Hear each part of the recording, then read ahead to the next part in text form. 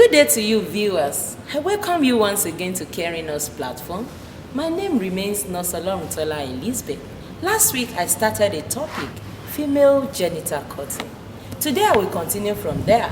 Female genital mutilation or cutting is classified into 4 major types. The first one is often referred to as clitoridectomy. This is partial or total removal of the clitoris. And you know the clitoris is a small sensitive and erectile part of the female genitals, with the notion that the woman will not practice marital infidelity. Type 2 is often referred to as excision. This is partial or total removal of the clitoris and the labia minora, that is the inner fold of the vulva. Type 3 is called infibulation, where there is narrowing or stitching of the opening of the vagina. Type 4, this includes all other harmful procedures to the female genitalia for non-medical purposes, either pricking, piercing, incising, scraping, or even cauterizing the genital area.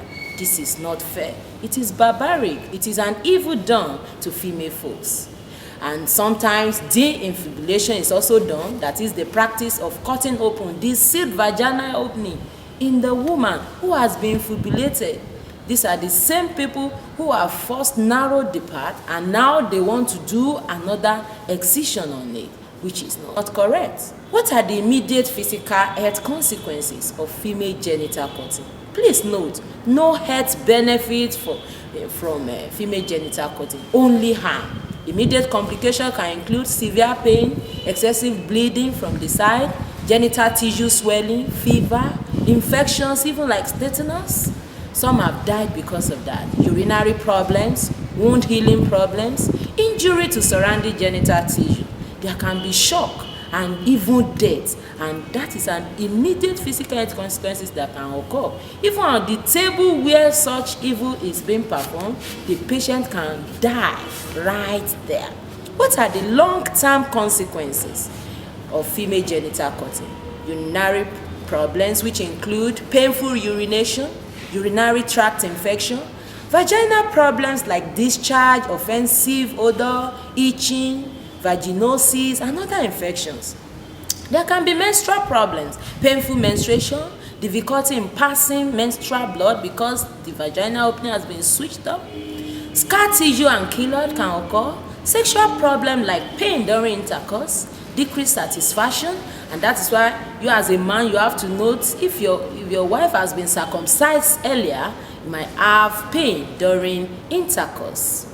Do you know that the law says in the Violence Against Persons Prohibition Act 2015 that female genital cutting is barbaric, is not acceptable, and it was endorsed by the Nigerian Senate May 2015.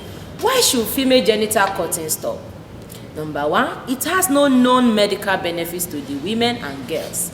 In fact, according to the UNFPA, the attendant consequences of female genital mutilation are there, and I've mentioned that earlier, ranging from bleeding to death. Complications can include severe pain, shock, hemorrhage, tetanus, and other. Even the psychological consequences are there, from depression to other mental problems that can occur. Hypersensitivity of the genital area are increased, even increased risk of HIV transmission, psychological effects, as I've said earlier. There are 5 harms that can be done by female genital mutilation. Leads to excessive bleeding and death of the mother during childbirth.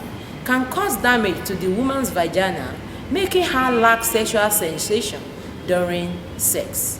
High risk of contracting infections, causes menstrual pain, cervical evaluation during labor may be impeded, and labor prolonged or extended. There can be dyspareunia, there can be withdrawal, and even depression. So why do you want to go ahead with all these harms and physical consequences that female genital mutilation is having? And that's why I want you out there to join me to say no to female genital cutting, because it is not acceptable, it is barbaric, and it is evil done to the female folk.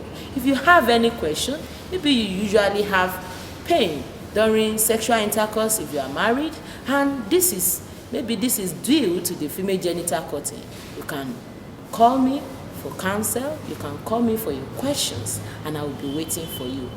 My number remains the same, 080 60 88 58 06. Bye for now.